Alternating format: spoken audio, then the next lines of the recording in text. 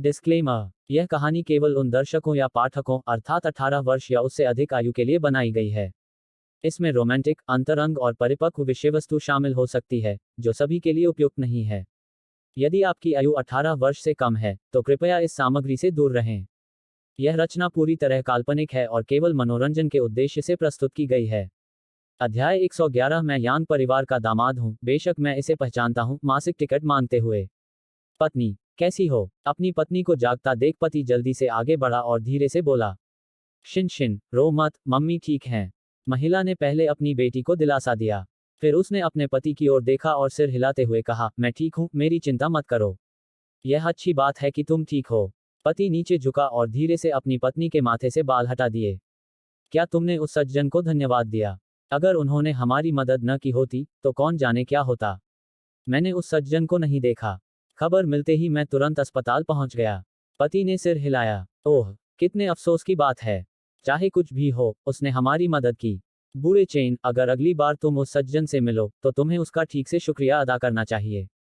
पत्नी, चिंता मत करो, अगर मैं उस सज्जन को दोबारा देख पाया, तो मैं उनका उचित धन्यवाद जरूर करूंगा। पति ने भारी स्वर में सिर हिलाया। वह उस आदमी को भी धन्यवाद देना चाहता था जिसने उसकी पत्नी और बच्चों को बचाया था, लेकिन वह उसे देख नहीं पाया।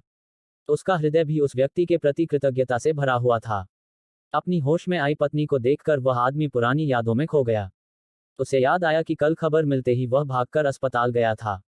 अपनी पत्नी की चोटें देखकर उसे बहुत दैख हुआ था, और नर्स द्वारा दिया गया सर्जरी का सहमति पत्र देखकर वह और भी डर गया। उसे सचमुच डर था कि कहीं इसकी वजह से उसकी पत्नी न चली जाए। सौभाग्य से, सर्जरी बहुत सफल रही और उनकी पत्नी आज ही होश में आ गई थी। उन्हें विश्वास था कि कुछ समय के स्वास्थ्य लाभ के बाद उन्हें अस्पताल से छुट्टी मिल जाएगी। पत्नी, मुझे माफ करना। अगर मैं कल तुम्हारे साथ बाहर गया होता, तो तुम्हें ऐसी नौबत न आती। पति को होश आया और उसने क्षमा प्रार्थी भाव से पत्नी की ओर देखा। तुम्हें काम करना होगा, और कौन जानता था कि यह अचानक हो जाएगा। ठीक है, अब मैं ठीक हूँ, इसलिए चिंता मत करो। मम्मी, शिन शिन ने अपनी माँ की ओर देखा और सिसकते हुए चिल्लाई।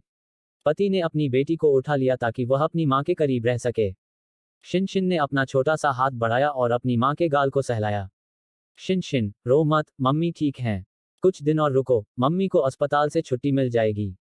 फिर मम्मी तुम्हारे पास आ सकेंगी। महिला ने हाथ बढ़ाकर अपनी बेटी की आंखों से आंसू पोंछे और उसे धीरे से दिलासा दिया। ठीक है, शिन शिन, मम्मी अभी अभी उठी हैं और अभी भी थोड़ी कमजोर हैं। चलो मम्मी को ज्यादा परेशान न करें, ठीक है। पति ने अपनी बेटी की तरफ देखा और धीरे से कहा, मम्मी, आप आराम करो। शिन शिन मम्मी के ठीक होने का इंतजार करेगी और फिर हम साथ में खेल सकेंगे। ठीक है, शिन शिन बहुत अच्छा है। ऑनलाइन मामला बड़ा होता जा रहा था, लेकिन लिन हुआन और अन्य लोग घर पर चुपचाप अपना समय बिता रहे थे। नाश्ते के बाद, तांग युमिन लिन जुवान के पास आए और मुस्कुराते हुए बोली, जियाओ जुवान, देखो क्या तुम अपने माता पिता को फोन करके उनसे मिलने का इंतजाम कर सकती हो। चलो, हम दोनों परिवार मिलकर जियाई से तुम्हारी शादी के बारे में बात करते हैं। ठीक है माँ, मैं बाद में अपने माता पिता से संपर्क करूंगा। थोड़ी देर बाद, लिन हुआन ने अपनी माँ से संपर्क किया। माँ, ससुराल वालों ने कहा है कि वे आपसे मिलना चाहते हैं। जब समय मिले तो मिलते हैं। वे सहमत हो गए। यांग जिहुई यह सुनकर खुश हुई। हाँ, माँ, अच्छा, इस शनिवार को कैसा रहेगा? मैं तब तुम्हारे पिताजी के साथ वापस आ जाऊंगा। ठीक है माँ, मैं आपको सटीक स्थान भेज दूंगा। ठीक है। कुछ बातें करने के बाद उसने फोन रख दिया और अपनी सास की ओर देखा। माँ, मेरी माँ ने कहा है कि वह इस शनिवार को आएंगी। अच्छा, फिर हमारे दोनों परिवार मिल सकते हैं। तांग युमिन ने मुस्कुराते हुए सिर हिलाया। उद्धरण चिन्ह, बकवास आह, बड़बड़ाना आह। दाबाओ और एरबाओ सोफे पर बैठे थे और अपने माता पिता से उन्हें पकड़ने के लिए आग्रह कर रहे थे। दाबाओ और एरबाओ की आवाजें सुनकर लिन हुआन थोड़ा मुस्कुराया, सोफे से छोटी प्यारी को उठाया और उसे अपनी गोद में रख लिया। बेबी, एरबाओ को अपनी बाहों में देखते हुए लिन हुआन ने उसे धीरे से चिढ़ाया। बकवास आह। एरबाओ अपने पिता की बाहों में थी, उसके चेहरे पर मुस्कान थी, वह अपने पिता को देख रही थी। दोपहर में, झाओ जुन अपनी पत्नी और बेटी को यांग वेई चेन के घर ले आया। जियो हुआन, चाचा, कल जो हुआ, उसके बारे में हम सब जानते हैं। अब तुम एक सेलिब्रिटी हो। अंकल, सेलिब्रिटी होना महत्वपूर्ण नहीं है। जब तक मेरी पत्नी और बच्चे सुरक्षित और स्वस्थ हैं, मुझे राहत है। हाँ, यह मामला ऑनलाइन राय बद से बदतर होती जा रही है। आज तो ऐसे एंकर भी हैं जो कुत्ते के मालिक के घर भाग गए। ओह, ऐसी बात हुई। हाँ, मोडू दिल्ली ने भी आपका इंटरव्यू लेने की योजना बनाई थी, लेकिन मैंने मना कर दिया। मेरा मानना है कि आपको भी परेशान नहीं होना चाहिए, है ना? झाओ जून ने मुस्कुराते हुए कहा। चाचा, धन्यवाद, वास्तव में, हम परेशान नहीं होना चाहते। लिन हुआन ने झाओ जून को धन्यवाद देते हुए कहा। लेकिन अंकल, क्या आप जानते हैं कि पुलिस इस मामले को कैसे संभाल रही है? मुझे विस्तृत जानकारी नहीं है, लेकिन मुझे लगता है कि कुत्ते के मालिक द्वारा घायल माँ और बेटी को मुआवजा देने में ज्यादा समय नहीं लगेगा। हालांकि झाओ जुन एक सिविल सेवक है, वह उसी विभाग में नहीं है, इसलिए वह बहुत ज्यादा नहीं जानता। वह महिला इतनी बुरी तरह घायल हुई थी कि उसे मुआवजा मिलना चाहिए। ऑनलाइन राय के अनुसार अनुमान है कि कुत्ते के मालिक को अपनी गलती स्वीकार करने में ज्यादा समय नहीं लगेगा। जनता की ताकत बहुत मजबूत है। अगर इस मामले को ठीक से नहीं संभाला गया, तो कुत्ते का मालिक शायद रोंग शहर में रहने की हिम्मत नहीं करेगा। आज दरवाजे पर एंकर आ रहे हैं, और हो सकता है कि कल अन्य एंकर या इंटरनेट सेलिब्रिटी रिपोर्टर दरवाजे पर आ जाएं। जब तक वह अपनी गलती नहीं मानेगा और क्षतिपूर्ति नहीं करेगा, तब तक इस मामले की आंच कम नहीं होगी। लेकिन तुम तो कमाल हो। इतने बड़े कुत्ते को तुमने 3 मीटर से भी ज्यादा दूर तक लात मारकर भगा दिया। क्या तुमने पहले कभी मार्शल आर्ट का अभ्यास किया है?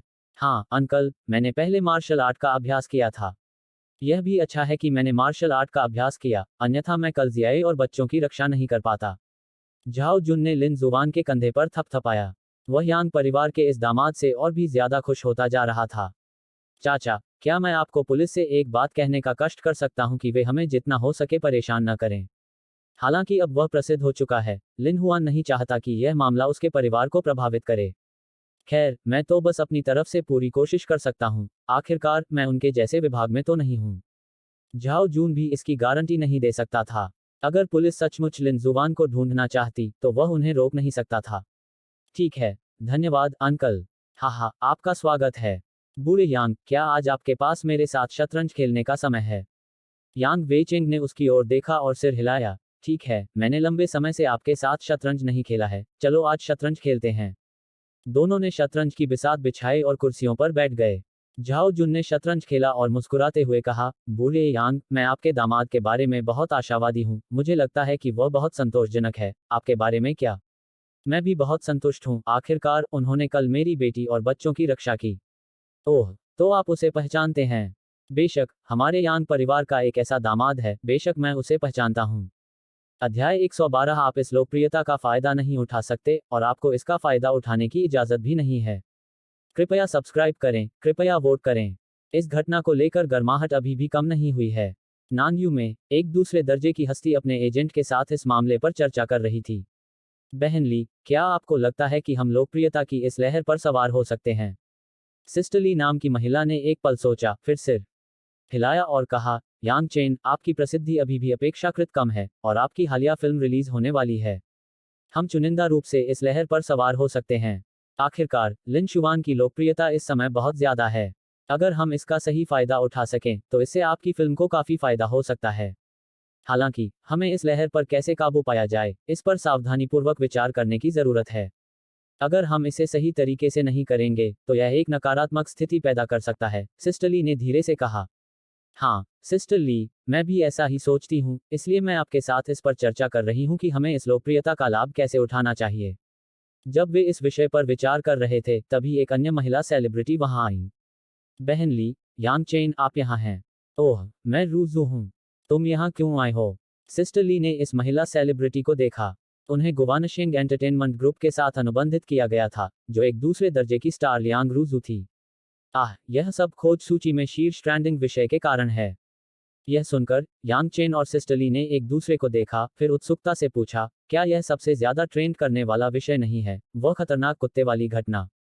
हाँ, मैं पहले से ही आज उस लहर पर सवार होने की योजना बना रहा था, लेकिन जैसे ही मैंने अपने एजेंट को इसके बारे में बताया, राष्ट्रपति ली वहां से गुजरे, मेरी बात सुनी और हमें डांटा। उन्होंने हमें उस लहर पर सवार होने से भी मना किया। ओह, राष्ट्रपति ली ने व्यक्तिगत रूप से ऐसा कहा? क्यों? आप जानते हैं, अगर हम इस लहर पर अच्छी तरह से सवार हो सकें, तो यह हमें बहुत अधिक ट्रैफिक दिला सकता है, सिस्टर ली ने उलझन भरी, उत्सुक अभिव्यक्ति के साथ कहा।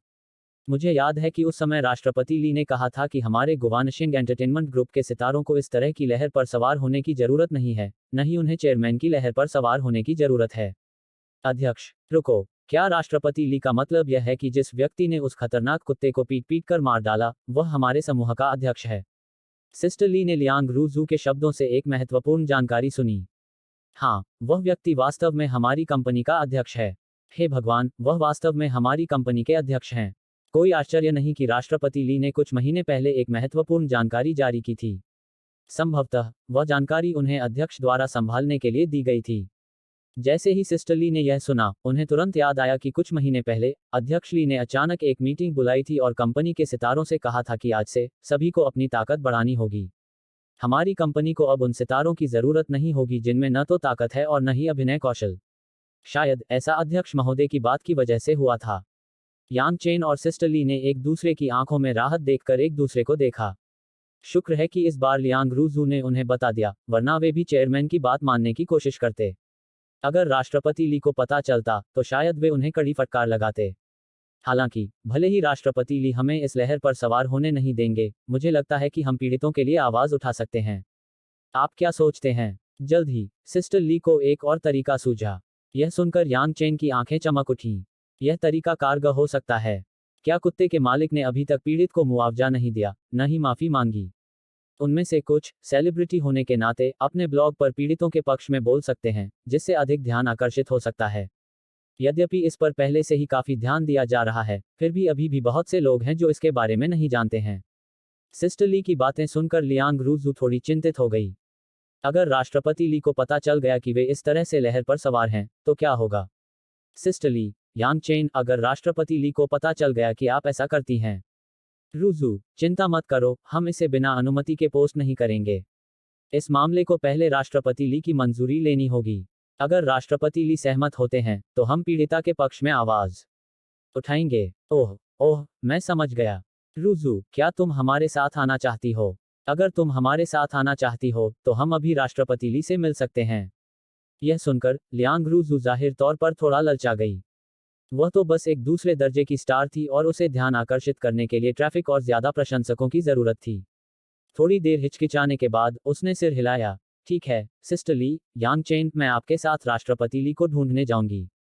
सिस्टर ली मुस्कुराई, थोड़ा सिर हिलाया। ठीक है, चलो साथ चलते हैं। वे तीनों कमरे से बाहर निकले और ली हाओगुआंग के कार्यालय की ओर चल पड़े। रोंग शहर में लिन जुवान यांग जियाई के साथ बच्चों की देखभाल कर रहा था, जबकि यांग वेचिंग झाओ जुनकई के साथ शतरंज खेल रहा था। डिंग लिंग लिंग।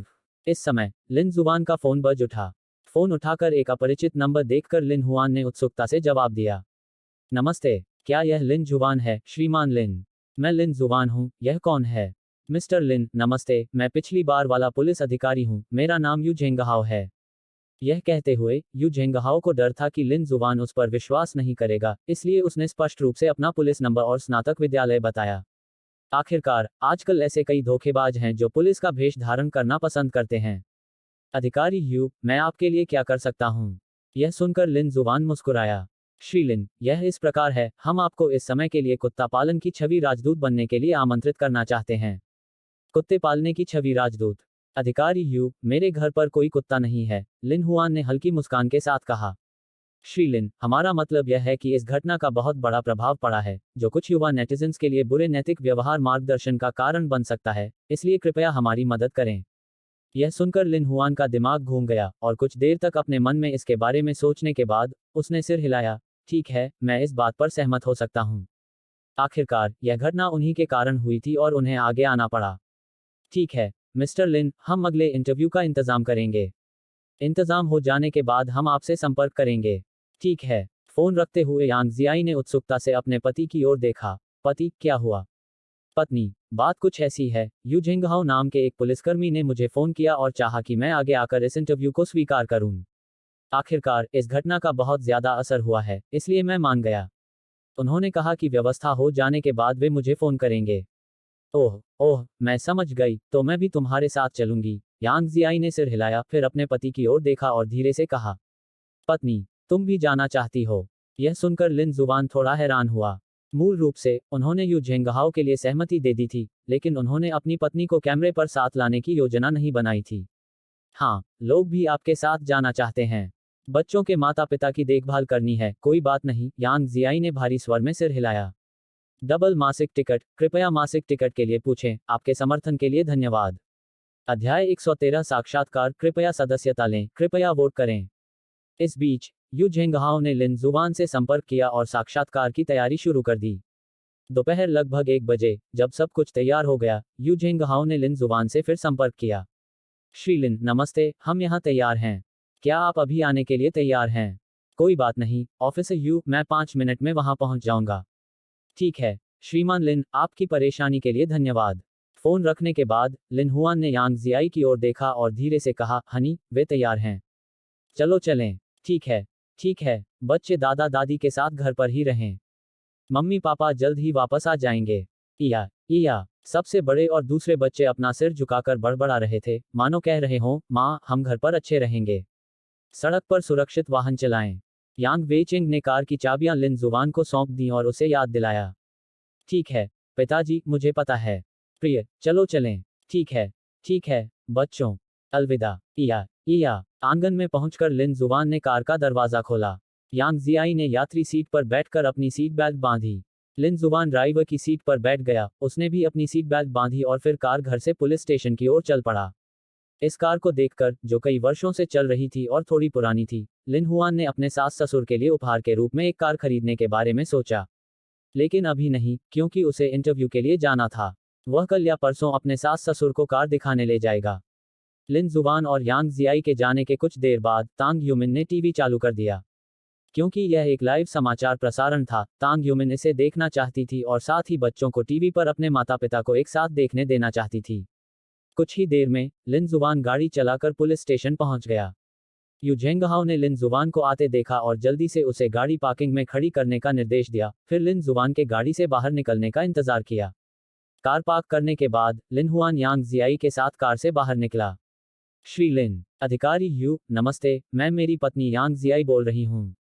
यांग जियाई ने हल्के से मुस्कुराते हुए यू झेंगहाओ का अभिवादन किया। अधिकारी यू, नमस्ते। सुश्री यांग, नमस्ते। श्री लिन, हम तैयार हैं और किसी भी समय साक्षात्कार शुरू कर सकते हैं।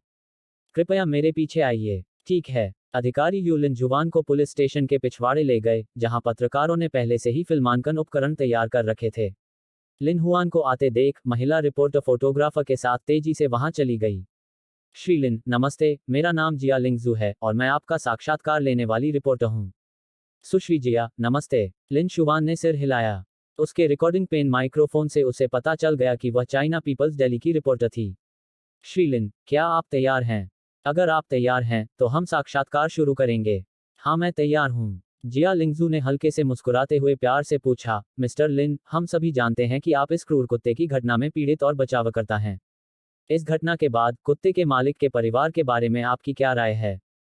मुझे उनसे नफरत है, लिन शुवान ने कैमरे की तरफ ठंडे भाव से कहा।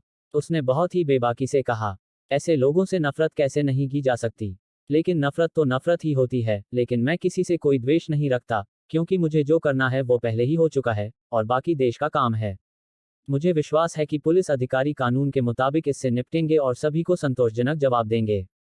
लिन जुवान के शब्दों के बाद, जिया लिंगजू ने पूछना जारी रखा, उस समय वीडियो में श्री लिन जुवान के प्रदर्शन के आधार पर, हम देख सकते हैं कि आप एक कानून का पालन करने वाले नागरिक हैं। हालांकि, कल, हमें पता चला कि एक स्ट्रीमर अपने दोस्तों के साथ कुत्ते के मालिक के घर में जबरन घुस गया, और यहां तक कि शारीरिक संपर्क भी हुआ। इस मामले पर आपके क्या विचार हैं?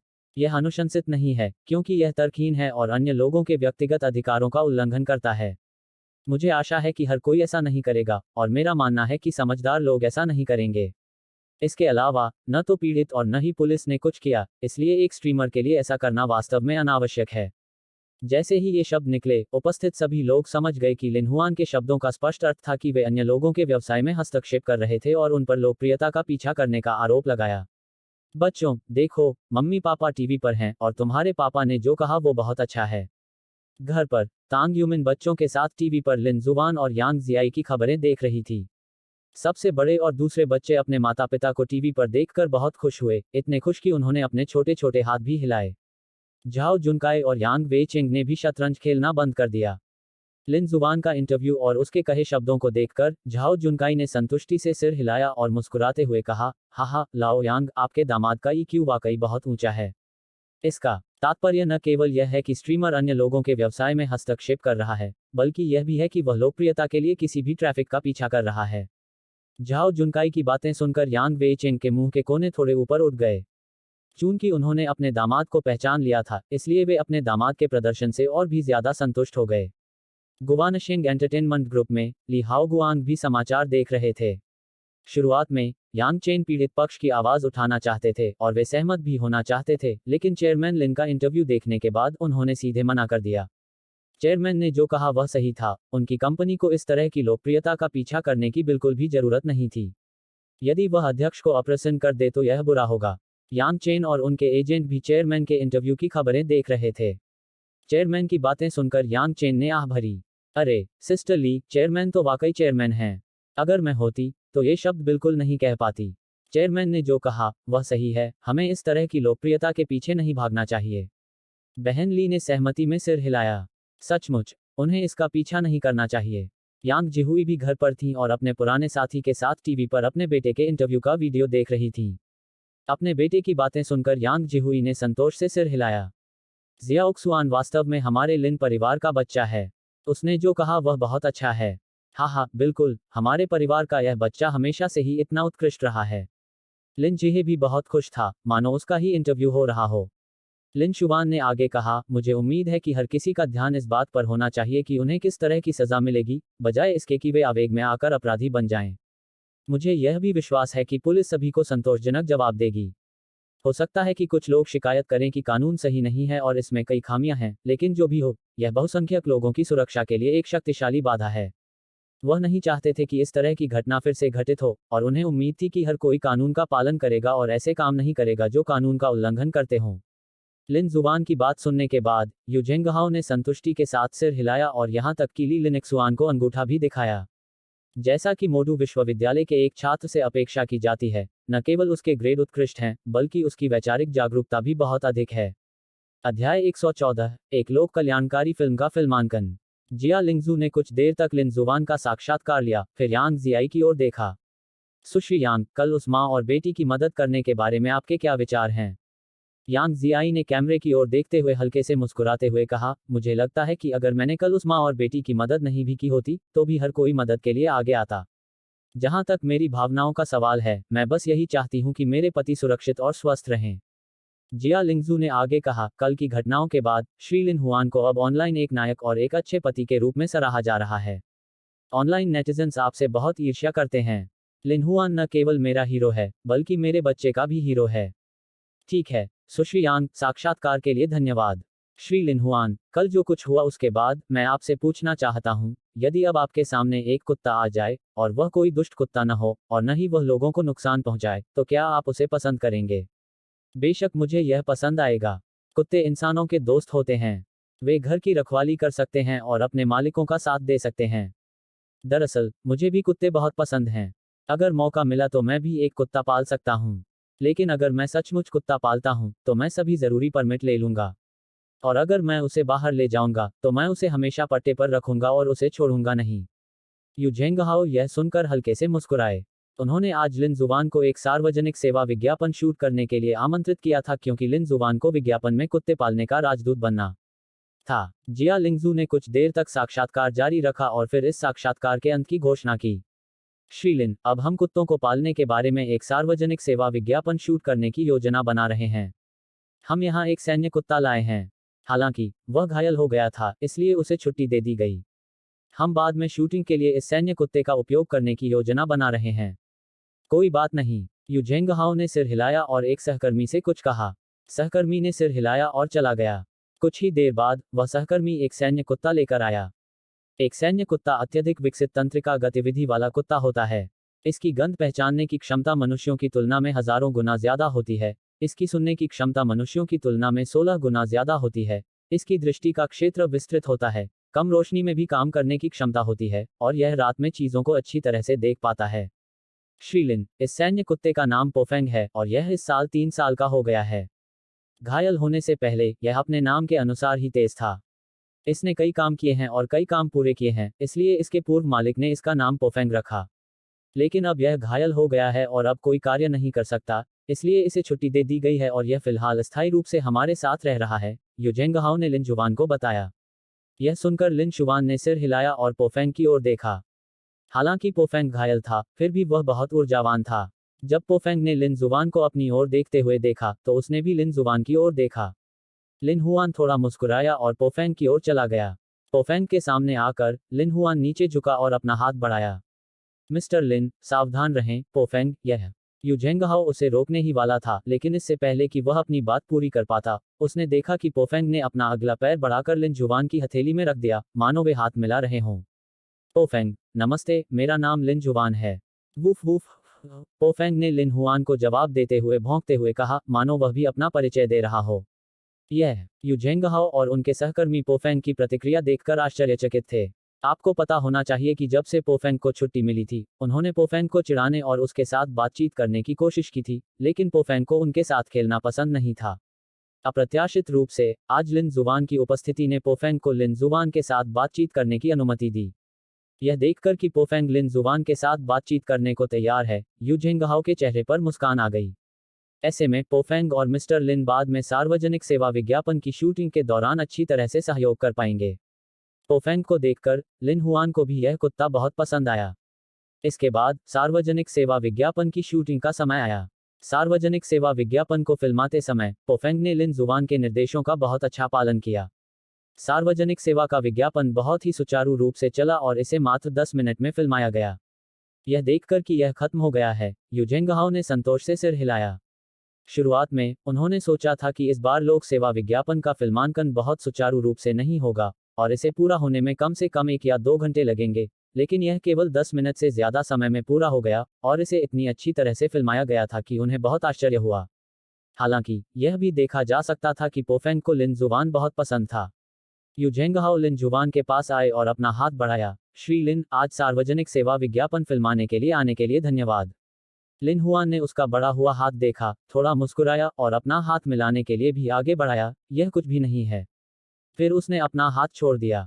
मिस्टर लिन, यह देखा जा सकता है कि पोफेंग आपको बहुत पसंद करता है। क्या आपने पोफेंग को पालने के बारे में सोचा है? यह सुनकर लिन शुवान थोड़ा हैरान हुआ। तुम्हें पता होना चाहिए कि पुलिस कुत्तों को पालना इतना आसान नहीं है। अधिकारी ह्यू, मुझे डर है कि हमारे जैसे आम लोगों के लिए पुलिस कुत्तों को पालना आसान नहीं है ना?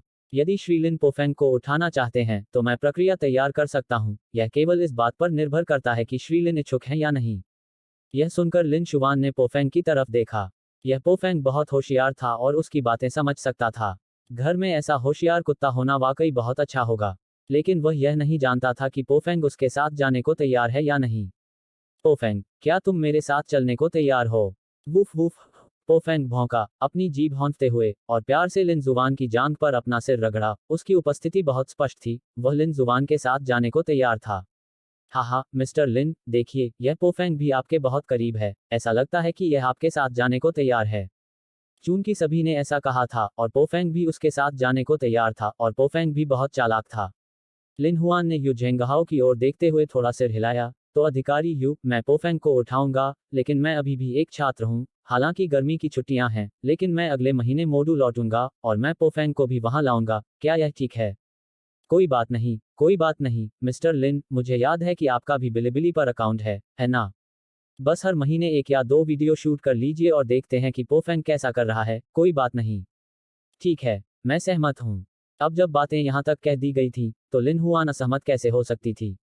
ठीक है, मिस्टर लिन, हम अगले कुछ दिनों में पोफेंग की संबंधित प्रक्रियाएं पूरी कर लेंगे। प्रक्रियाएं पूरी होने के बाद हम आपको फोन करेंगे और फिर आप आकर पोफेंग को वापस ले जा सकते हैं, बस इतना ही। ठीक है, कोई समस्या नहीं। पोफेंग, हम पहले जा रहे हैं, हम कुछ दिनों में तुम्हें लेने के लिए वापस आएंगे। Woof woof. तो फिर ऑफिसर यू, हम पहले वापस जाएंगे। ठीक है, मिस्टर लिन, अपना ख्याल रखना। Woof woof. पोफेंग ने लिन जुबान और अन्य लोगों को जाते हुए देखा और उसकी आंखों में अनिच्छा का भाव दिखाई दिया। पोफेंग, चिंता मत करो, जब मैं सारी प्रक्रियाएं पूरी कर लूं, तो तुम मिस्टर लिन के साथ घर जा सकते हो, यू झेंगहाओ ने पोफेंग को दिलासा देते हुए कहा, जो सीधे उस दिशा में देख रहा था जिस ओर लिन जुबान और अन्य लोग जा रहे थे। अध्याय 115 फिर से प्रसिद्ध बने, कृपया सदस्यता लें, कृपया वोट करें। ब्रोकन विंड को देखते हुए यू झेंगहाओ ने आह भरी। चोट लगने के बाद से ब्रोकन विंड सेवा से सेवानिवृत्त हो गया था और लगभग 1 साल तक अपने मूल मालिक से नहीं मिल सका था। इस मामले के बारे में ब्रोकन विंड के पिछले मालिक ने पहले कहा था कि अगर कोई ब्रोकन विंड को गोद लेने के लिए तैयार है, या अगर ब्रोकन विंड किसी के साथ जाना चाहती है, जब तक कि वह व्यक्ति बुरा व्यक्ति नहीं है, तो वे ब्रोकन विंड को अपने साथ जाने देंगे। हालांकि यू झेंगहाओ लिन जुवान से सिर्फ 2 बार ही मिला था, लेकिन पिछली बार जब उसने लिन जुवान को अपनी पत्नी का कितना ख्याल रखते देखा था, तब से उसे समझ आ गया था कि यह इंसान कितना दयालु है। उसे विश्वास था कि अगर टूटी हुई हवा लिन जुवान का पीछा करेगी, तो लिन जुवान उसका पूरा ख्याल रखेगी। इसके अलावा ब्रोकन विंड को भी लिन जुवान बहुत पसंद था। टूटी हवा, लिन जुवान के घर जाने के बाद तुम्हें अच्छा व्यवहार करना होगा, समझे? Woof woof. यह सुनकर टूटी हवा ने अपना सिर उठाया और चीखी। पति जी, क्या आपको ब्रोकन विंड बहुत पसंद है? कार में यांग जियाई ने लिन जुवान को देखा और पूछा। पत्नी, वह टूटी हुई हवा बहुत बुद्धिमान है और वह समझ सकती है कि मैं क्या कह रहा हूँ, इसलिए निश्चित रूप से मुझे वह पसंद है। लेकिन मैंने अभी आपकी राय नहीं पूछी। पत्नी, क्या आपको यह पसंद है? यह ब्रोकन विंड सचमुच बहुत चालाक है। मैंने जितने भी कुत्ते देखे हैं, उनमें यह सबसे चालाक है। मुझे भी यह बहुत पसंद है। यह अच्छी बात है, पत्नी। अगर आपको घर पर कुत्ता रखना पसंद नहीं है, तो मैं सीधे यू झेंगहाओ को फोन करूंगा और उनके प्रस्ताव को अस्वीकार कर दूंगा। कोई ज़रूरत नहीं, कोई ज़रूरत नहीं, चलो इसे रखते हैं। जब हम स्कूल जाएंगे, तो ब्रोकन विंड अभी भी घर पर रहेगी और बच्चों के साथ खेल सकेगी। यांग जियाई ने हाथ हिलाया। वह सच में कह रही थी कि उसे ब्रोकन विंड पसंद है, और सिर्फ दिखावा नहीं कर रही थी। आखिरकार, ब्रोकन विंड सचमुच बहुत चतुर थी। कुछ ही देर में कार घर लौट आई। लिन जुबान और यांग जियाई एक साथ कार से बाहर निकले, दरवाजा खोला और घर में दाखिल हुए। या दबाव और एरबाव अपने माता पिता को वापस आते देख अपने दादा दादी की बाहों में उत्साह से भर गए। बच्चे, पिताजी और माँ वापस आ गए हैं। लिन शुबान और यांग जियाई ने दबाव और एरबाव की ओर देखा, उनकी आंखें कोमलता से भर आईं। वे बड़ों के पास गए और बच्चों का अभिवादन किया। हाँ हाँ। दबाव और एरबाव अपने दादा दादी की गोद में अपने छोटे छोटे हाथ फैलाए हुए थे और चाहते थे कि उनके माता पिता उन्हें थाम लें। लिन जुबान और यांग जियाई ने बच्चों को बुजुर्गों की बाहों से लिया और उन्हें पकड़ लिया। बच्चे, पापा और मम्मी अभी टीवी पर थे। क्या तुमने देखा? एरबाव को अपनी बाहों में देखते हुए लिन जुबान ने स्नेह से पूछा। या एरबाव ने पलकें झपकाईं, उसके छोटे पैर उसके पिता की बाहों में बेतरतीब ढंग से हिल रहे थे, मानो वह खुश हो कि उसके माता पिता टीवी पर थे। ये दोनों बच्चे बहुत उत्साहित थे जब उन्होंने तुम्हें अभी टीवी पर देखा। अगर वे बात कर सकते, तो वे निश्चित रूप से टीवी पर आपकी ओर इशारा करते और खुशी से कहते, ये मेरे माँ और पिताजी हैं, तांग युमिन ने मुस्कुराते हुए कहा। हाँ, बच्चों, आओ, पापा तुम्हें एक चुंबन दें। मुआ। लिन हुआन ने एरबाव के छोटे गाल को चूमा। या वैसे, बच्चों, कुछ ही दिनों में हमारे घर एक अच्छा दोस्त आने वाला है। वह एक फौजी कुत्ता है, बहुत होशियार, जिसका नाम ब्रोकन विंड है। सैन्य कुत्ता। टूटी हवा। जियाओ जुबान, क्या वे तुम्हें एक सैन्य कुत्ता भेज रहे हैं? झाओ जुनकाई यह सुनकर चौंक गया। हाँ, अंकल, ऑफिसर यू ने बताया कि ब्रोकन विंड घायल हो गया था और उसे रिटायर कर दिया गया था, इसलिए वह वहीं रह रहा है। इसके अलावा, ब्रोकन विंड काफी अच्छी है, इसलिए मैं उसे गोद लेने के लिए राजी हो गया। ब्रोकन विंड वाकई एक बहुत अच्छा सैन्य कुत्ता है, लेकिन यह स्वाभाविक रूप से घमंडी है। मुझे याद है कि आमतौर पर पुलिस स्टेशन में ज्यादा लोग इसके करीब नहीं आ पाते थे। मुझे उम्मीद नहीं थी कि पहली मुलाकात में ही ब्रोकन विंड आपके इतने करीब आने को तैयार हो जाएगा। अंकल, ब्रोकन विंड वास्तव में कहाँ घायल है? मैंने उसे कैसे नहीं देखा? यह उसकी नाक और आंखें हैं। इसकी सूंघने की शक्ति पहले जितनी अच्छी नहीं है, और इसकी दृष्टि भी पहले जितनी अच्छी नहीं है। उस मिशन के बाद ब्रोकन विंड की मानसिक स्थिति पहले जैसी नहीं रही। अगले मिशनों में भी गलतियां हुई, और सेना में प्रशिक्षण पहले जितना अच्छा नहीं रहा। उच्च अधिकारियों के पास ब्रोकन विंड को सेवानिवृत्त करने और पुलिस स्टेशन भेजने के अलावा कोई विकल्प नहीं था, झाओ जुनकाई ने लिन जुबान को समझाया। ओह, तो ऐसा ही है। अपने चाचा का स्पष्टीकरण सुनकर लिन जुबान ने सिर हिलाया। यदि यह केवल उसकी नाक और दृष्टि होती, तो वह ब्रोकन विंड को ठीक कर सकता था। आखिरकार, उसके पास सिस्टम के पुरस्कारों से प्राप्त स्पिरिट वाटर था, और स्पिरिट वाटर शरीर की संरचना में सुधार कर सकता था, इसलिए इसका उपयोग ब्रोकन विंड पर भी किया जा सकता था। जियाओक्सुआन, आज साक्षात्कार के दौरान आपने जो शब्द कहे वे बहुत अच्छे थे। मुझे विश्वास है कि एक बार जब उन नेटिजन्स को इस साक्षात्कार के बारे में पता चल जाएगा, तो आपकी प्रसिद्धि और अधिक बढ़ जाएगी। झाओ जुनकई आज लिन हुआन द्वारा कहे गए शब्दों से बहुत संतुष्ट थे। इससे यह भी साबित हुआ कि लिन जुबान एक उच्च भावनात्मक बुद्धिमत्ता वाला व्यक्ति था। चाचा, मैंने तो बस वही शब्द कहे जो मैं अपने मन में सोच रहा था।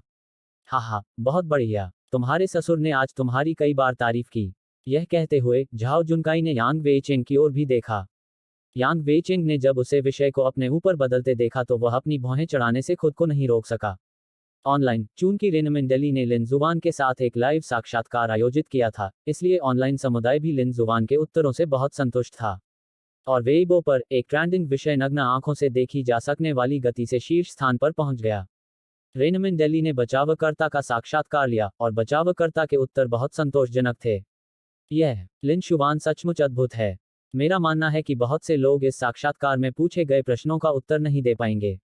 हाँ, हाँ, जहां तक मुझे पता है, यह लिन जुवान मोडू विश्वविद्यालय का एक उत्कृष्ट छात्र है।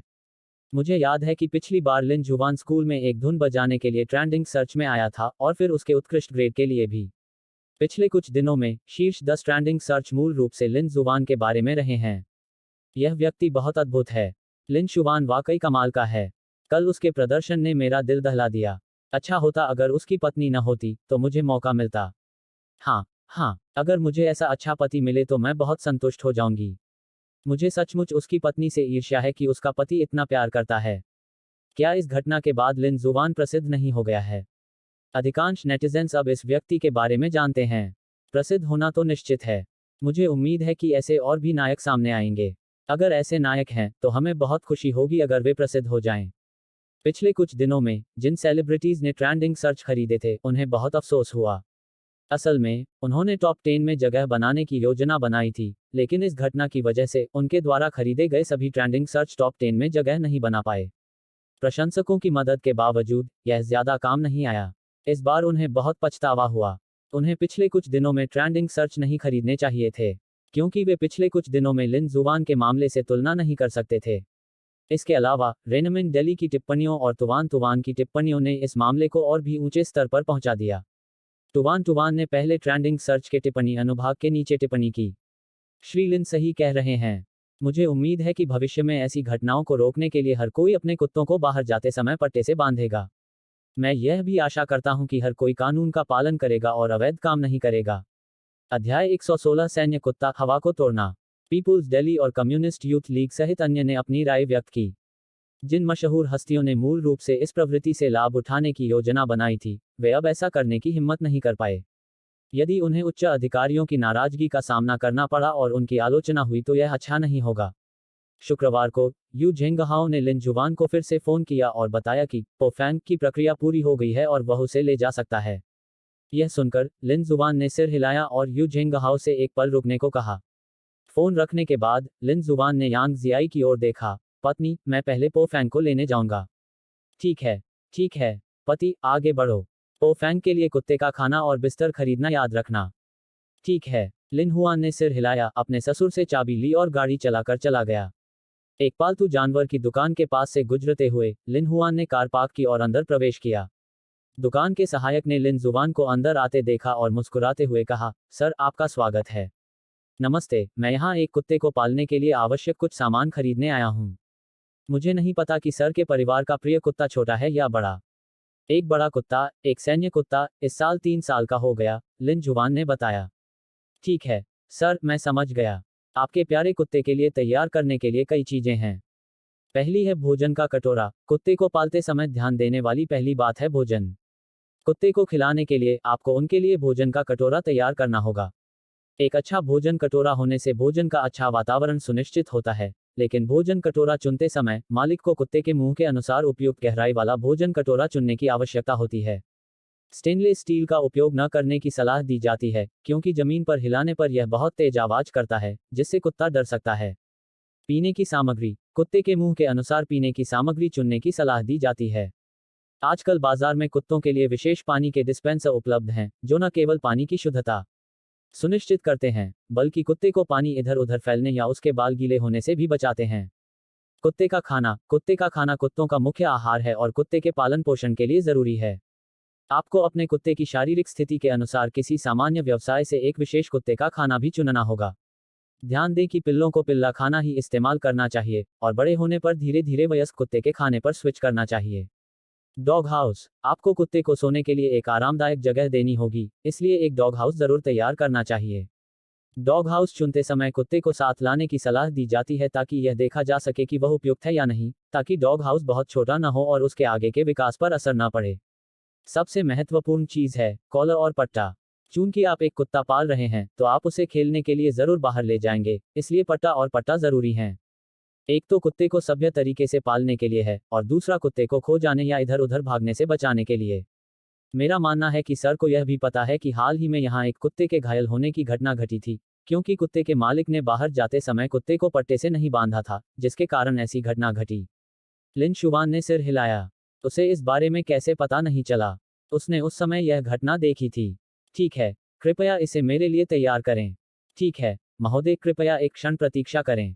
दुकान सहायक ने सिर हिलाया और लिन जुवान के लिए तैयारी करने लगा। कुछ ही देर में दुकान के सहायक ने ये चीजें तैयार कर ली। लिन हुआन की ओर देखा और मुस्कुराते हुए कहा, सर, सब कुछ यहाँ है। लिन शुवान ने उसे देखा। जो कुछ भी तैयार करने की जरूरत थी सब तैयार था, इसलिए उसने सिर हिलाया। ठीक है, इन चीजों की कुल कीमत कितनी है? सर, यह कुल 1300 युआन है।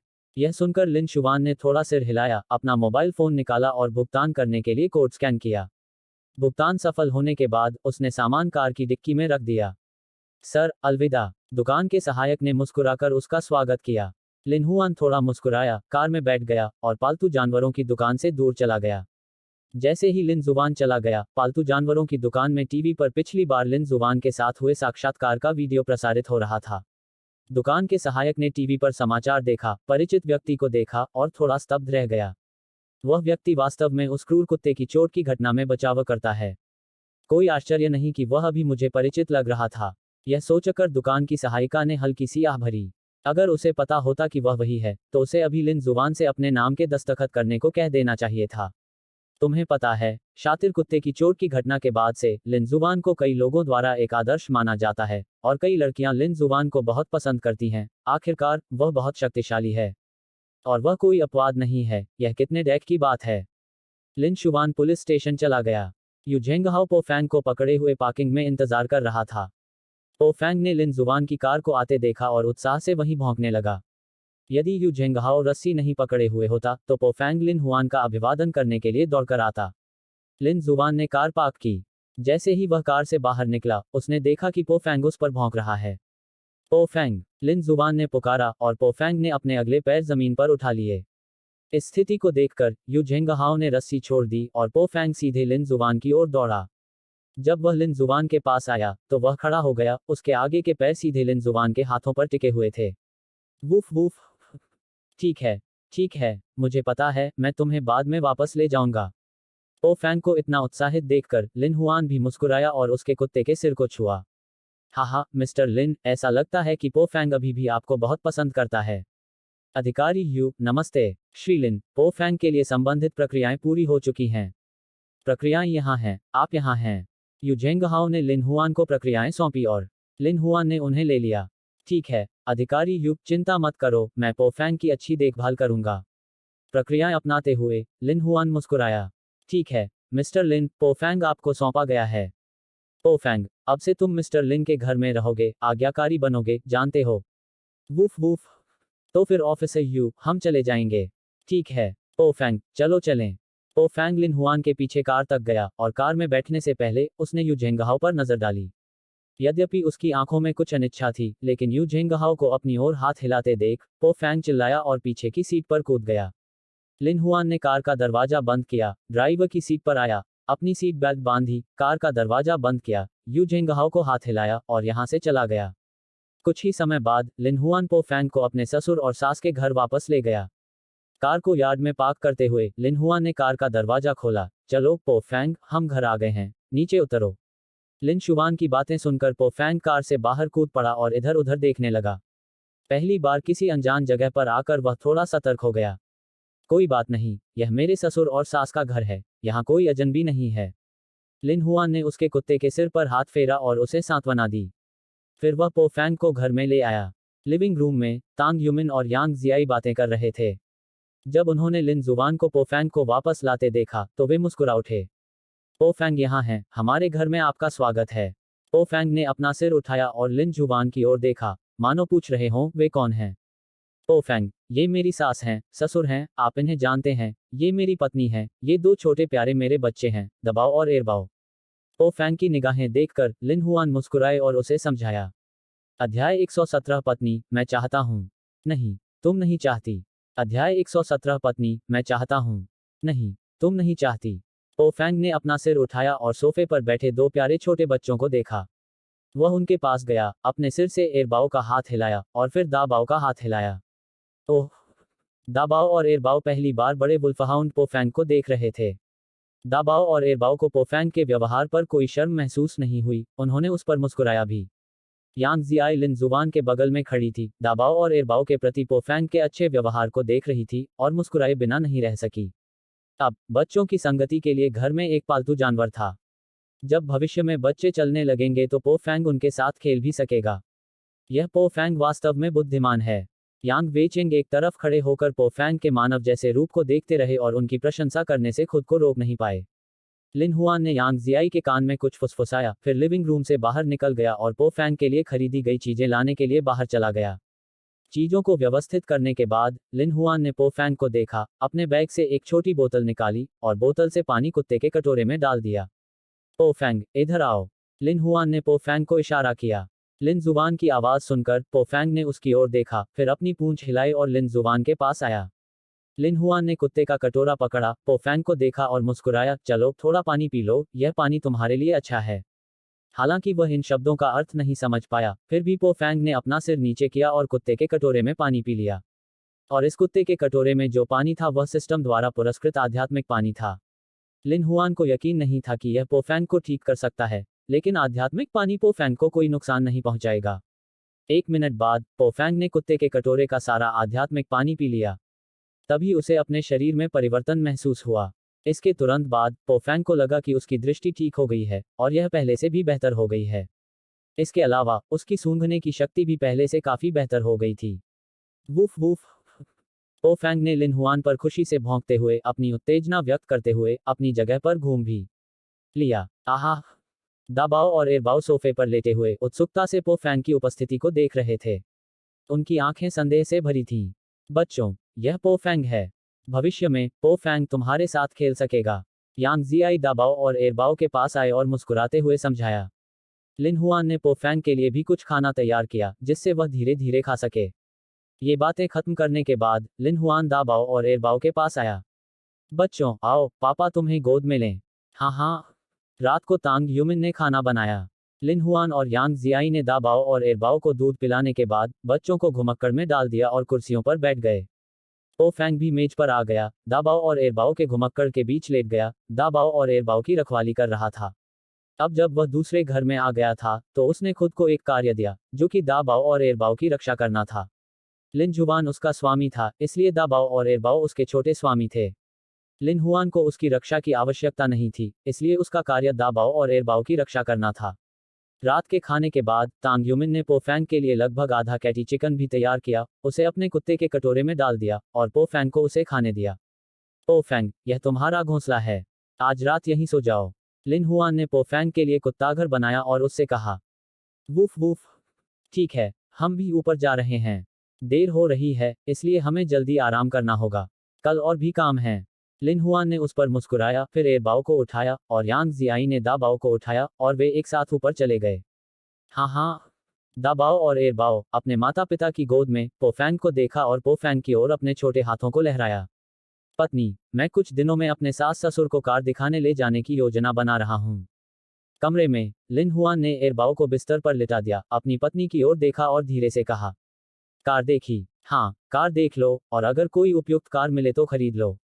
आखिरकार मेरे सास ससुर की कार काफी समय से चल रही है, और अब नई कार लेने का समय आ गया है। यांग जियाई ने सिर हिलाया। पिताजी जिस कार को चलाते थे, वह वास्तव में कई वर्षों से चल रही थी। उसे याद आया कि पिताजी ने वह कार तब खरीदी थी जब वह हाई स्कूल में थी, और अब वह काम करने लगी थी, लेकिन पिताजी अभी भी उस कार को चला रहे थे। तो, पत्नी, चलो किसी और दिन माँ और पिताजी को कार दिखाने ले चलते हैं और एक नई कार लेने की कोशिश करते हैं, तुम क्या सोचती हो? हाँ, हाँ, मैं आपकी बात सुनूंगा। यांग जियाई ने थोड़ा सिर हिलाया और कहा, ओम। माँ और पिताजी कल आएंगे, और हमारे दोनों परिवारों के बुजुर्ग भी कल मिलेंगे। चलो आज रात जल्दी आराम करें। ठीक है। पिछली बार उस दुष्ट कुत्ते के साथ हुई घटना के बाद से लिन जुबान रात में यांग जियाई के कमरे में उसके साथ रहने के लिए रुक रहा है। बिस्तर पर कुछ देर तक बच्चों के साथ खेलने के बाद दाबाओ और एरबाओ अपने माता पिता की गोद में सो गए।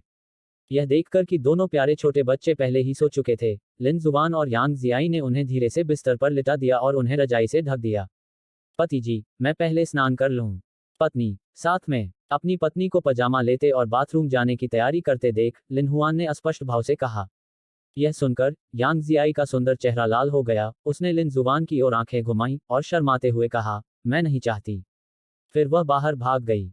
अपनी पत्नी को जाते हुए देखकर लिन हुआन ने अपना सिर हिलाया। बाकी सब काम हो चुका था, लेकिन यह काम अभी तक नहीं हुआ था। ऐसा लग रहा था कि उसे और अधिक मेहनत करनी पड़ेगी। जब यांग जियाई बाथरूम से बाहर आए और कमरे में आई, तो लिन हुआन यांग जियाई के पास आया और उसके कान में धीरे से कहा, पत्नी, इस बार आपने मुझे अस्वीकार कर दिया, अगली बार आपके पति आपको मुझे अस्वीकार नहीं करने देंगे। बोलने के बाद लिन हुआन मुस्कुराया, अपना पजामा उठाया और बाथरूम में चला गया। यांग जियाई वहीं दंग रह गई। लिन जुबान की पीठ को देखते हुए उसे याद आया कि उसने अभी क्या कहा था। वह मुस्कुराए और कमरे में ड्रेसिंग टेबल के सामने बैठ गई। लिन जुबान के बाथरूम से बाहर आने के बाद यांग जियाई ने अभी अभी अपने बाल सुखाए थे। अपने पति को अंदर आते देख उसने हाथ हिलाकर कहा, पतिदेव, इधर आइए, मैं आपके बाल सुखाने में आपकी मदद करूंगी। लिन हुआन ने सिर हिलाया और कुर्सी पर आकर बैठ गया। यांग जियाई ने हेयर ड्रायर लिया और लिन जुबान के बालों को ब्लो ड्राई किया। अपनी पत्नी के शरीर पर खुशबू सूंघकर लिन हुआन थोड़ा भावुक हो गया। हालांकि यह उनके सास ससुर के घर पर था और उन्हें नहीं पता था कि ध्वनिरोधी व्यवस्था कैसी है। लिन हुआन वह नहीं कर सका जो वह करना चाहता था। भले ही अब उसके दिल में कुछ विचार थे, लिन हुआन केवल इस विचार को अपने दिल में दबा सकता था। पति जी, हो गया। कुछ ही देर में यांग जियाई ने हेयर ड्रायर बंद कर दिया और लिन जुबान की ओर मुस्कुराते हुए देखा। लिन हुआन खड़ा हुआ, यांग जियाई का कोमल छोटा हाथ पकड़ लिया और उसे स्नेह से देखा। पत्नी, मैं चाहता हूं। नहीं, आप ऐसा नहीं चाहते, इसके बारे में सोचिए भी नहीं। यह सुनकर यांग जियाई ने जल्दी से अपना सिर हिलाया, एक उंगली बढ़ाकर लिन जुबान के होठों पर रख दी और चंचलता से मुस्कुराए। लिन हुआन ने यांग जियाई की उंगली पकड़ने का अवसर लिया और यहां तक कि इसका स्वाद भी चखा। आह! यांग जियाई अपने पति की हरकत से चौंक गई और जल्दी से अपनी उंगली वापस ले ली। लिन जुबान की छाती पर हथौड़ा मारा और चुलबुली आवाज में कहा, इससे नफरत है, आप केवल बुरा बनना जानते हैं। अध्याय 118, दोनों पक्षों के अभिभावकों की बैठक। कृपया सदस्यता लें, कृपया मासिक टिकट दें। प्रिय, कैसा रहेगा? लिन हुआन ने यांग जियाई के कान में कुछ फुसफुसाया। यह सुनकर यांग जियाई का चेहरा लाल हो गया और उसने अपना सिर नीचे कर लिया। काफी देर तक हिचकिचाती रही। अचानक उसकी आंखों में एक अजीब सी चमक आ गई। उसने मुस्कुराकर अपना सिर ऊपर उठाया, उसकी तरफ देखा और धीरे से सिर हिलाया। अपनी पत्नी को सिर हिलाते देख लिन हुआन बहुत खुश हुआ। उसने उसे कसकर गले लगाया और धीरे से कहा, तो प्रिय, क्या हम बाथरूम चलें? हाँ। यांग जियाई का चेहरा लाल हो गया था और वह लिन जुबान की तरफ सीधे देखने की हिम्मत नहीं जुटा पा रही थी। उसकी बातें सुनकर वह बस गुनगुनाकर जवाब दे रही थी। लिन शुबान हल्के से मुस्कुराया, अपनी पत्नी के शरीर पर हाथ रखा, कमरे के बाहर आया और पाया कि उसके ससुर और सास के कमरे की बत्तियां पहले ही बुझ चुकी थीं। वह अपनी पत्नी के साथ दबे पांव बाथरूम की ओर चला गया। आधे घंटे से अधिक समय बाद यांग जियाई ने अपना मुंह धोया और लिन जुबान की छाती पर वार किया। उसका चेहरा अभी भी लाल था और उसने छेड़खानी से कहा, मेरा मुंह दुख रहा है।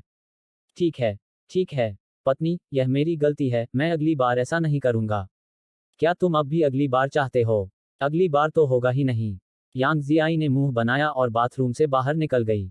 अपनी पत्नी के शर्मीले रूप को देखकर लिन हुआन मुस्कुराया और जल्दी से उसके पीछे बाहर चला गया। अगले दिन शनिवार को लिन जुबान के माता पिता यांग जियाई के घर आ रहे थे। सुबह सुबह तांग यूमिंग घर की सफाई कर रही थी। आखिरकार उसके ससुराल वाले आ रहे थे, इसलिए उसे उन पर अच्छी छाप छोड़नी थी। बूढ़े यांग, जब तुम्हारे ससुराल वाले बाद में आएंगे तो तुम्हें अच्छा व्यवहार रखना होगा, तुम्हें पता है। तांग यूमिन ने फर्श पोंछते हुए निर्देश दिया। वे मेरे दुश्मन नहीं हैं। बेशक, जब वे आएंगे तो मुझे खुशी होगी। यह सुनकर यांग वे चेंग ने अपना सिर हिलाया। मैं तो बस तुम्हें याद दिला रही हूँ, कौन जाने जब तुम्हारे ससुराल वाले बाद में आएंगे तो तुम्हारा रवैया क्या होगा। ठीक है, मुझे पता है क्या करना है। तुम अचानक इतनी लंबी चौड़ी बातें क्यों करने लगी हो? यांग वेचेंग ने उसकी तरफ आंखें घुमाईं। क्या उसे अब भी अपनी पत्नी से काम सिखाने की जरूरत थी? Woof woof. लिविंग रूम में पो फैंग ने कदमों की आवाज सुनी और ऊपर की ओर भौंका। तांग यूमिन और यांग वेचेंग ने पो फैंग की आवाज सुनी और सीढ़ियों की ओर देखा। उन्होंने लिन जुबान और यांग जियाई को दबाव और एरबाव को पकड़े हुए ऊपर से नीचे आते देखा। जब पो फैंग ने उन्हें नीचे आते देखा तो वह जल्दी से उनका अभिवादन करने के लिए दौड़ा। इया। दबाव और एरबाव पहले तो थोड़ा नींद में थे, लेकिन जब उन्होंने अचानक पो फैंग को आते देखा तो उनके चेहरे की नींद तुरंत गायब हो गई और उन्होंने अपने माता पिता की बाहों में अपने छोटे हाथ हिलाए। लिन हुआन ने हाथ बढ़ाया, नीचे झुका, पो फैंग के सिर को खुजलाया और फिर बच्चों को गोद में लेकर सोफे की ओर चल दिया। बच्चों, तुम जाग रहे हो? आओ, दादाजी तुम्हें पकड़ लें। यह देखकर कि एरबाओ और दबाओ जाग रहे थे, यांग वेइचेंग ने अपना हाथ बढ़ाया, एरबाओ को अपनी बाहों में पकड़ना चाहा। लिन हुआन ने अपने ससुर की उम्मीद भरी निगाहों को देखा और एरबाओ को उन्हें सौंप दिया। एरबाओ को अपनी बाहों में पकड़कर यांग वेइचेंग ने उसका मजाक उड़ाया। इन कुछ दिनों के मिलन के बाद एरबाओ भी दादाजी को अपने पास रखने के लिए तैयार हो गया। इस समय लिन हुआन के वीचैट पर भी उसकी मां का एक संदेश आया। संदेश में उसने लिन जुवान को बताया कि वे पहले ही रवाना हो चुके हैं और 1.5 घंटे में पहुंचने की उम्मीद है। यह संदेश देखकर लिन हुआन ने हाँ कहकर उत्तर दिया, माँ, मेरे माता पिता पहले ही निकल चुके हैं और उनके 1.5 घंटे में पहुंचने की उम्मीद है। अपना फोन बंद करते हुए लिन हुआन ने तांग यूमिन को देखा और मुस्कुराया। ठीक है, तो हमें अच्छी तैयारी करनी होगी। बच्चों, दादाजी और दादी जी आ रहे हैं, क्या तुम्हें दादाजी और दादी जी याद हैं? इया दबाओ और एरबाओ ने अपना सिर झुकाया और बड़बड़ाने लगे, मानो कह रहे हों कि बच्चों को दादाजी और दादी जी याद हैं। 1.5 घंटे से अधिक समय के बाद यांग जिहुई ने एक और संदेश भेजा, जिसमें लिन जुवान को बताया गया कि वे जेएन जिले में पहुंच गए हैं। लिन हुआन ने अपनी मां को यहां का स्थान भेजा और फिर अपने माता पिता के आने का इंतजार किया। कुछ ही देर में बाहर से हॉर्न की आवाज सुनाई दी। हॉर्न की जानी पहचानी आवाज सुनकर लिन शुवान हल्के से मुस्कुराया, पत्नी, लगता है मम्मी पापा आ गए हैं। चलो, हम दोनों मिलकर उन्हें ले चलते हैं। हाँ हाँ, हम भी चलेंगे, तांग यूमिन ने कहा और अपने आदमी को साथ लेकर लिन हुआन और अन्य लोगों के पीछे लिविंग रूम से बाहर की ओर चली गई। कार के बाहर लिन जिहे और यांग जिहुई इंतजार कर रहे थे। यही होना चाहिए, है ना? यही वो पता है जो जियाओ शुआन ने मुझे दिया था। यांग जिहुई ने फोन की लोकेशन देखी, वह सचमुच यही था, लेकिन वह अभी भी थोड़ी अनिश्चित थी। पत्नी, बस हो गया। देखो, जियाओ शुआन और बाकी लोग पहले ही बाहर जा चुके हैं। ड्राइवर की सीट पर बैठे लिन जिहे ने मुस्कुराते हुए सिर हिलाया और आंगन की ओर इशारा किया। लिन जिहे की उंगली का पीछा करते हुए यांग जिहुई ने ऊपर देखा और देखा कि उसका बेटा अपनी बहू और ससुराल वालों को बाहर ला रहा है। यांग जिहुई ने जल्दी से कार का दरवाजा खोला और कार से बाहर निकल गई। इया दबाओ और एरबाओ ने दादी को कार से बाहर निकलते देखा और अपने माता पिता की बाहों में उत्साहित हो गए। बच्चे, दादाजी और दादी जी यहाँ हैं। ससुराल वालों, आप यहाँ हैं। पहले गाड़ी चलाकर अंदर आइए। तांग यूमिन ने यांग जिहुई की ओर देखा और उत्साह से कहा। ठीक है, बूढ़े लिन, गाड़ी अंदर ले आओ। ठीक है। लिन जिहे कार में बैठे, सिर हिलाया, कार को यार्ड में ले गए और पार्किंग के बाद कार से बाहर निकल गए। ससुराल वालों, हम आखिरकार मिल ही गए। मेरा नाम यांग जिहुई है, मैं जियाओ जुवान की मां हूं। ये मेरे पति लिन जिहे जियाओ जुवान के पिता हैं। ओह, नमस्ते, मेरा नाम तांग यूमिन है, यह मेरा पुराना साथी यांग वेइचेंग है। ठीक है, चलो पहले अंदर चलें। रुको, पहले हम सामान ले लें। माँ, आप और आपकी सास पहले अंदर जाएं, मैं पिताजी को सामान उठाने में मदद करूंगा। लिन जुबान अपनी माँ के पास आया और मुस्कुराया। ठीक है, मुझे बच्चा पकड़ने दो। एरबाओ, दादी यहाँ हैं, क्या तुम्हें दादी की याद आई? अपने बेटे के हाथ से पोती को लेते हुए यांग जिहुई ने दयालु और मिलनसार दिखते हुए एरबाओ के छोटे चेहरे को चूमा। इया एरबाओ ने अपनी खुशी व्यक्त करने के लिए दादी की बाहों में अपने छोटे हाथ हिलाए। क्या तुम दादी को देखकर खुश हो? दादी भी बच्चे को देखकर बहुत खुश हैं। ससुराल वालों, चलो अंदर चलें, बाहर मौसम बहुत गर्म है। ठीक है, चलिए चलते हैं। लिन हुआन अपने पिता के पास आया, ट्रंक में लाई गई कई चीजों को देखा और थोड़ा मुस्कुराया। पिताजी, अगर दूसरों को पता नहीं चलता तो वे सोचते कि आप हिल रहे हैं। लिन जिहे ने लिन जुबान को घूरते हुए कहा। अरे बच्चे, तुम्हें क्या पता? पापा तुम्हारे ससुराल वालों के लिए कुछ खाने पीने की चीजें और स्थानीय खास चीजें लाए हैं। अगर मैं गलत नहीं हूं, तो आपने और जियाई ने इस बार कुछ नहीं खरीदा, है ना? अरे पिताजी, हमने सचमुच कुछ नहीं खरीदा। जब आप अपने ससुर और सास के घर आएं, तो आपको कुछ ना कुछ खरीदना चाहिए, अन्यथा वे कहेंगे कि आप पैसे खर्च करने में अनिच्छुक हैं। लिन जिहे ने असहाय होकर अपना सिर हिलाया। पिताजी, हम उस समय सीधे वापस चले गए थे, कुछ भी खरीदने का समय नहीं था। मैं इसे कुछ दिनों में खरीद लूंगा। कुछ दिन बाद भी। यह अच्छी बात है कि इस बार तुम्हारे माता पिता यहाँ हैं। आओ, हम सब मिलकर सारा काम निपटा लें। बूढ़े यांग, तुम पीछे क्यों आ रहे हो? तुम्हें तो मदद करना भी नहीं आता। तांग यूमिन यांग जिहुई को अंदर ले आए और देखा कि उसका अपना आदमी भी पीछे पीछे आ रहा है। वह उसे घूरे बिना नहीं रह सकी और उसे दोषी ठहराने लगी। अध्याय 119, शादी की तारीख तय करना। कोई बात नहीं, उनके पिता और पुत्र का सामान ले जाना ही काफी है। वैसे भी ज्यादा सामान तो है नहीं। यांग जिहुई ने जल्दी से अपना सिर हिलाया। यांग जिहुई ने अभी बोलना समाप्त ही किया था कि लिन जुवान और लिन जिहे सामान का एक बड़ा ढेर लेकर अंदर आ गए। उनके हाथों में रखे सामान को देखकर, जिसमें बहुत सारा खाना था, वह खुद को रोक नहीं सकी और बोली, ससुराल वालों, क्या ऐसे आप ज्यादा कुछ नहीं कहते? ज्यादा कुछ नहीं है, बस थोड़ा खाना पीना और कुछ स्थानीय खास चीजें हैं। यांग जिहुई मुस्कुराई। असल में देखने में तो बहुत ज्यादा लगता है, लेकिन असल में उतना ज्यादा नहीं है। ससुराल वाले, जियाओ जुवान, चीजें यहाँ रख दो। ठीक है, लाओ यांग, जाओ हमारे ससुराल वालों के लिए एक गिलास पानी डालो। तांग युमिन ने यांग वे चेंग का निर्देशन किया। कोई बात नहीं, कोई बात नहीं, इतनी परेशानी उठाने की कोई जरूरत नहीं है। नानी और नानी बच्चों को गोद में लेकर सोफे पर बैठ गईं। ससुराल वालों, क्या आप भी जर्मन शेपर्ड पालते हैं? लिविंग रूम में फर्श पर लेटे हुए कुत्ते को देखकर यांग जिहुई मुस्कुराई। जियाओ जुबान इस कुत्ते को पुलिस स्टेशन से वापस लाया।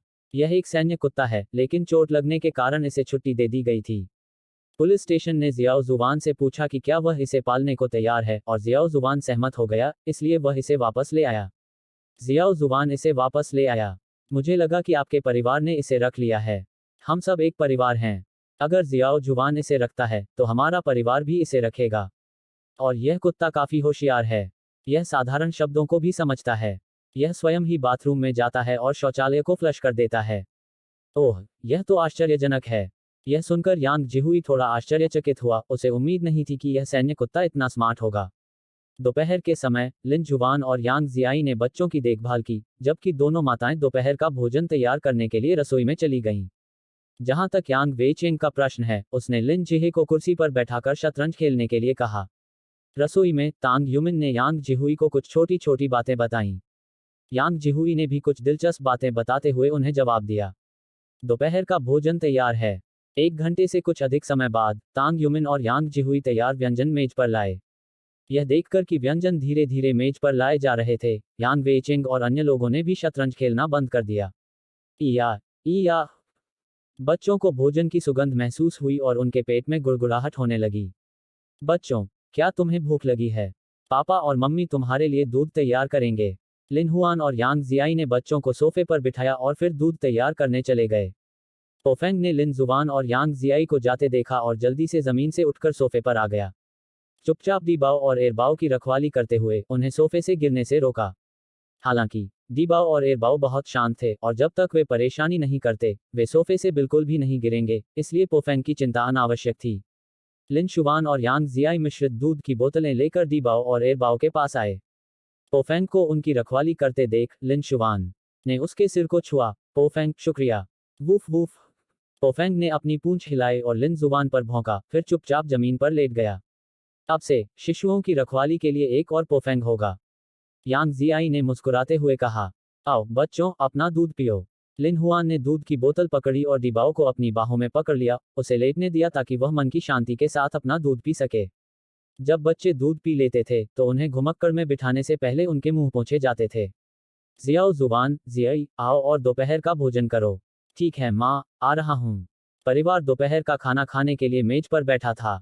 दोपहर के भोजन के बाद, बर्तन साफ करने के बाद, यांग जिहुई, लिन जिहे, तांग युमिन और यांग वेचेंग लिन जुवान और यांग जियाई की शादी के बारे में बात करने के लिए एकत्र हुए।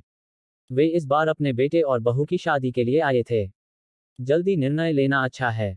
ससुराल वालों, पिछली बार जब आप मोडू गए थे, तब आपने जियाओ जुवान के साथ जिस मामले पर चर्चा की थी, उसके बारे में जियाओ जुवान ने हमें भी बताया था। दुल्हन की कीमत 66,666 युआन है। हमारा लिन परिवार इसे दे सकता है। क्या दुल्हन की कीमत 60,000 युआन से ज्यादा है? दरअसल, यह ज्यादा नहीं है।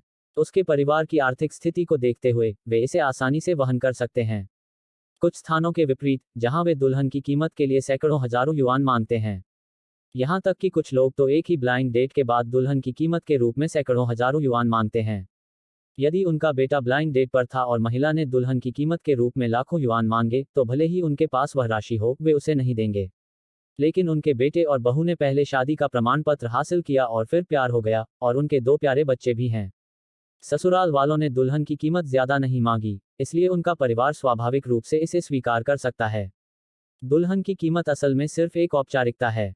ससुराल वालों, आप तो जानते ही हैं कि हमारी सिर्फ एक ही बेटी है। जब तक हमारी बेटी खुश है, हम भी खुश हैं।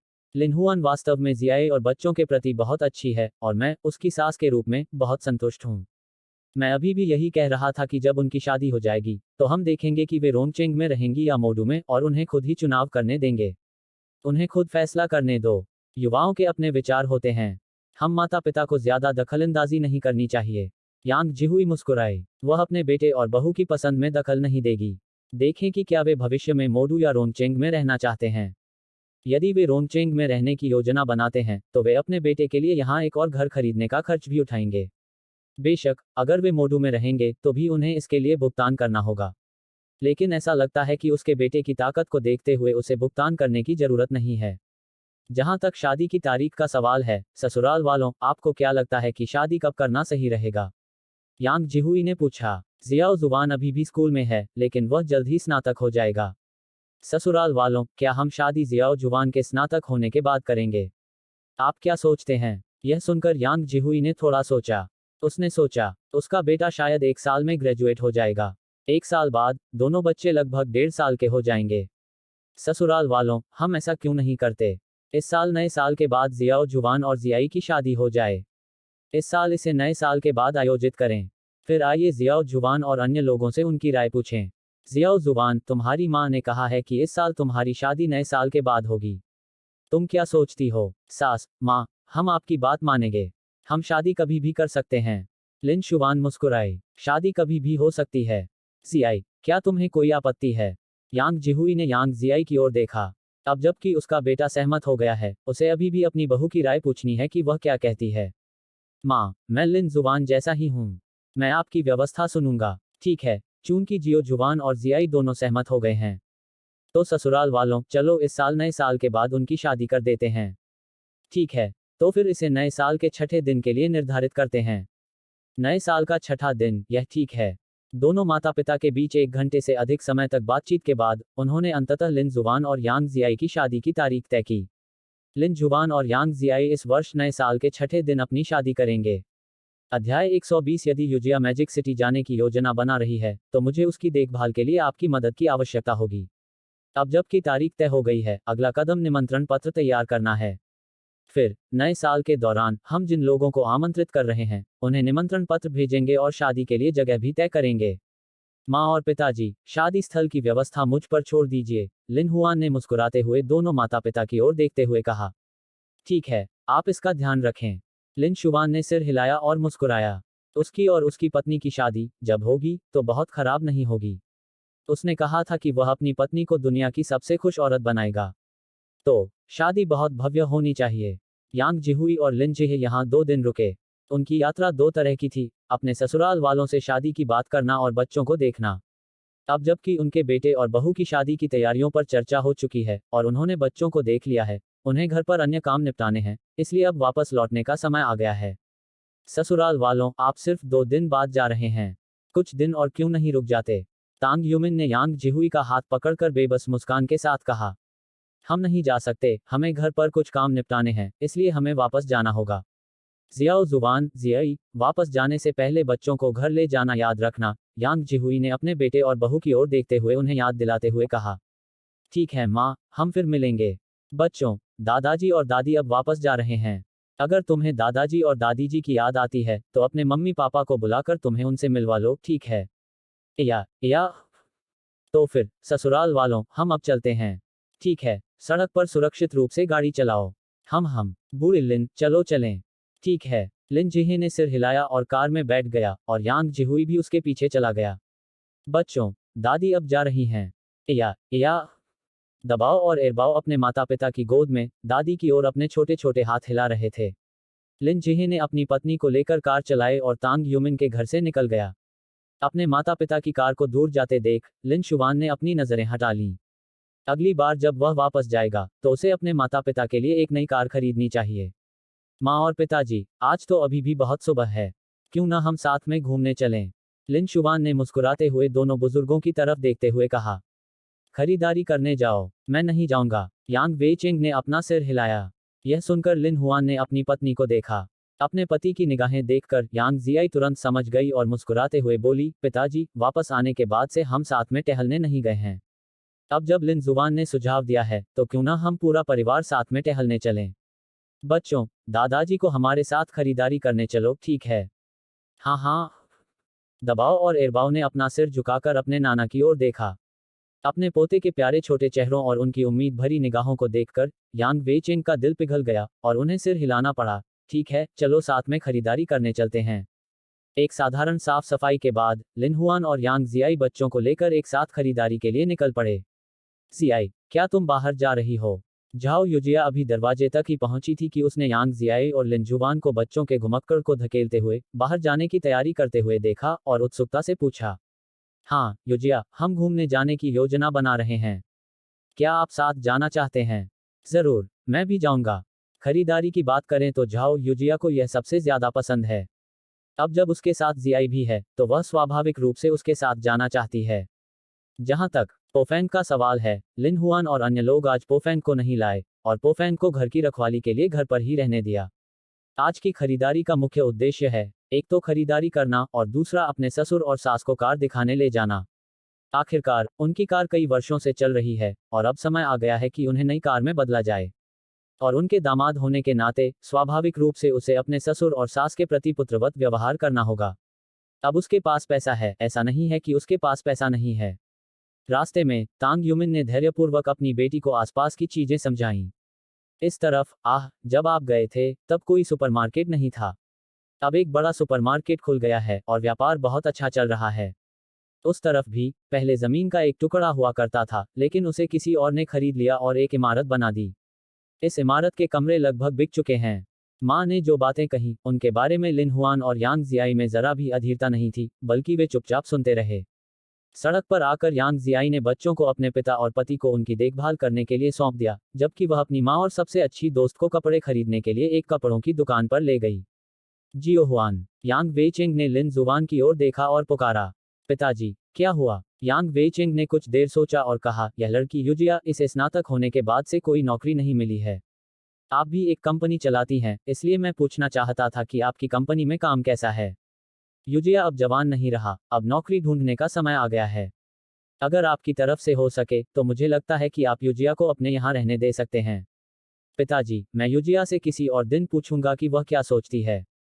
अगर वह हमारे साथ मोडू जाने को तैयार है तो मैं स्वाभाविक रूप से उसके लिए एक अच्छी नौकरी ढूंढ लूंगा।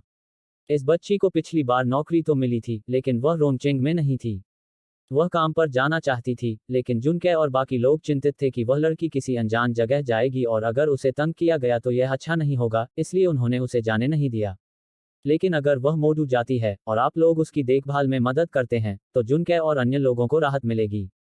आखिरकार जुनके के परिवार में भी हमारे परिवार की तरह केवल एक बेटी है। पिताजी, चिंता मत कीजिए, अगर युजिया हमारे साथ मोडू जाती है तो हम उसकी अच्छी देखभाल करेंगे। लिनहुआन अभी भी इस बात की गारंटी दे सकता है। यह अच्छी बात है। आप युजिया से इन बातों के बारे में किसी और दिन पूछिए, हम बड़े लोग ज्यादा कुछ नहीं कहना चाहते, वह नाराज हो सकती है, लेकिन अगर आप युवा लोग उससे कहेंगे तो वह सुन पाएगी। अगर वह मोडू जाने के लिए सहमत हो जाती है तो मैं इसके बारे में जुन कैसे बात करूंगा। ठीक है पिताजी, मैं जियाई को किसी और दिन युजिया से पूछने और उसके विचार सुनने के लिए कहूंगा। आधे घंटे से अधिक समय बाद यांग जियाई अपनी माँ और झाओ युजिया को कपड़ों की दुकान से बाहर ले गई। वे अपने हाथों में कई बैग लिए हुए थे जिनमें उनके द्वारा खरीदे गए कपड़े थे। अब यांग जियाई भी बहुत अमीर है, क्योंकि लिन हुआन ने अपना बैंक कार्ड यांग जियाई को सौंप दिया, जिससे वह उसे अपने वीएक्स और जेडेफबी से बांध सके। यह कहा जा सकता है कि यांग जियाई अब एक अमीर महिला भी हैं। लिन जुवान ने अकेले अपने बैंक कार्ड में 10 मिलियन ट्रांसफर किए हैं। मूल रूप से लिन जुवान पिछली बार अधिक धनराशि स्थानांतरित करना चाहता था, लेकिन यांग जियाई सहमत नहीं था, इसलिए उसने अस्थायी रूप से उसके कार्ड में 10 मिलियन स्थानांतरित कर दिए। हालांकि वह अमीर हो गई है, उसने इसे फिजूल खर्ची से नहीं खर्च किया है। आमतौर पर वह जो चीजें खरीदती है वे सोच समझकर खरीदती है। अगर उसे किसी चीज की जरूरत होती है तो वह उसे खरीद लेती है, अगर उसे किसी चीज की जरूरत नहीं होती तो उसे खरीदने की कोई जरूरत नहीं होती। क्या तुमने इतनी सारी चीजें खरीदी? यांग वेचिंग ने अपनी पत्नी के पास मौजूद कई बैगों को देखकर हैरानी से पूछा। पापा, मैंने ये माँ के लिए खरीदे हैं। हम बाद में कपड़े भी देखेंगे और मैं आपके लिए भी कुछ कपड़े खरीदूंगा। अगर आप इस ऑडियो स्टोरी का नेक्स्ट एपिसोड बिना एड्स के और सबसे पहले सुनना चाहते हैं, टेलीग्राम फ्री ग्रुप ज्वाइन करें। वहां आपको premium access 99 rupees per month की पूरी जानकारी और एक्सक्लूसिव अपडेट्स मिलेंगी। लिंक डिस्क्रिप्शन और अबाउट में है।